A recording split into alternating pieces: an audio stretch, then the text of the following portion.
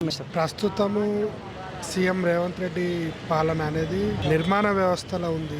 ఇంకా పథకాలు అవన్నీ పూర్తి స్థాయిలో అమలు కాలే కాబట్టి ఇప్పుడు ఏం రిజల్ట్ ఇవ్వలేదు. గత ప్రభుత్వం కంటే కూడా ప్రజలకు కావాల్సిన మంచి మంచి నిర్ణయాలు తీసుకున్నారు, కానీ అవి అమలయ్యే దశలో లేవు కాబట్టి రిజల్ట్ ఏ విధంగా ఉంటుంది అనేది ప్రజెంట్ అయితే ఊహించలేము. అవి పూర్తి స్థాయిలో ప్రజలకు అందిన తర్వాత దాని గురించి మనం ఏదైనా చెప్పగలం.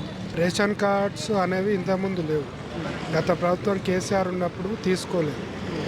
ఇప్పుడు ఆ నిర్ణయం తీసుకున్నాం. ఇందిరమ్మ ఇండ్లు, తర్వాత కొన్ని పథకాలు అవి ఇంతకుముందు ప్రభుత్వం నిర్ణయం తీసుకోలేదు, వీళ్ళు నిర్ణయం తీసుకున్నారు. అవి అమలు పరిచే ఇంకా అవన్నీ ప్రిపేర్ చేస్తున్నారు కాబట్టి పూర్తి స్థాయిలో రెడీ అయిన తర్వాత చెప్పగలుగుతాం. ఇంతకుముందు కేసీఆర్ పాలన ఒక రకంగా ఉంది. వాళ్ళు వ్యవసాయము ఆ రంగం పైన అభివృద్ధి పెట్టారు. వీళ్ళు పూర్తి అన్ని స్థాయిల మీద దృష్టి పెట్టారు. అంతవరకు చెప్పారు. మరి గతంలో కేసీఆర్ గారి పాలనపై మీ అభిప్రాయం ఏంటి సార్? మంచిగా ఉంది.